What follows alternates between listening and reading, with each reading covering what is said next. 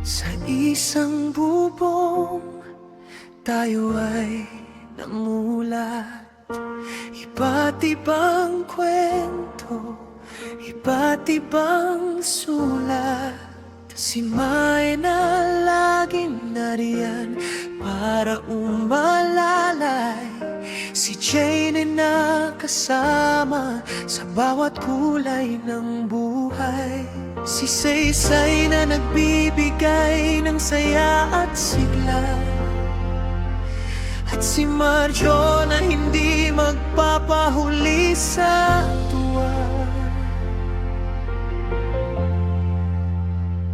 Kahit may munting away at tampuhan, kahit minsan ay hindi nagkakaunawaan, hindi kailanman magbabago ang ating turingan.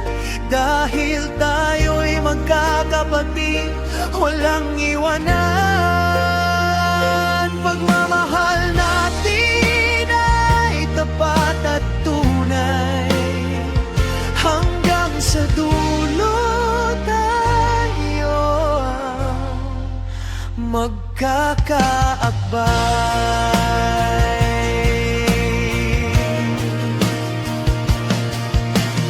Minsan ay mainit ang ulo sa isa't isa. May mga biruan na nauuwi sa kusa.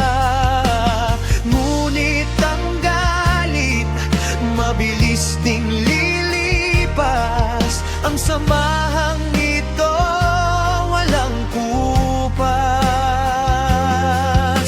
Mula kay Jane, Saysay, Mae at Marjo, isang pamilyang matatag, hinding-hindi susuko.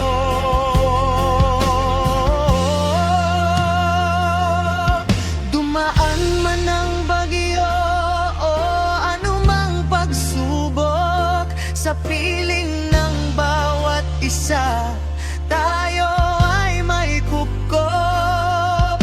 Ang dugo na nananalaytay ang ating ugnayan.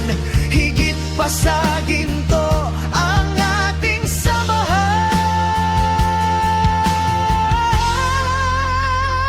Kahit may munting away at tampuhan,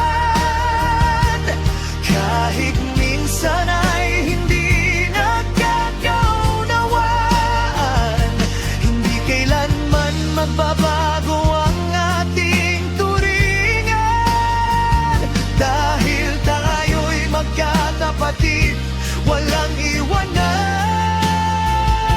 Pagmamahal natin ay tapat at tunay, hanggang sa dulo tayo magkakaakbay. Jane, Saysay, Mae at Marjo,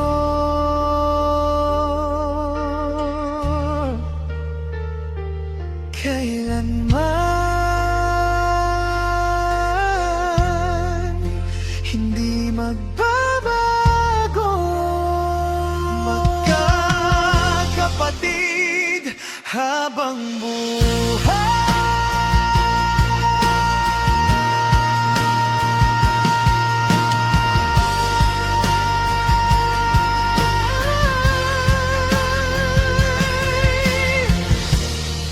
Apat na puso,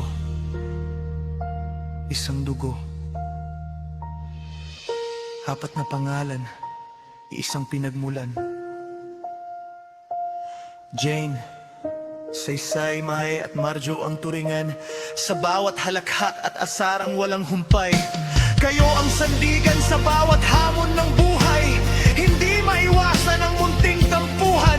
May mga araw na hindi nagkakaunawaan, ngunit ang galit ay parang hamog na nalulusaw.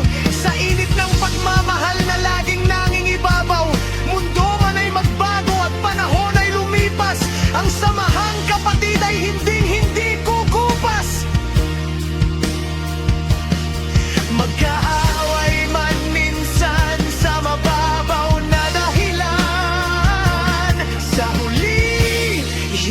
ng bawat isa ang laging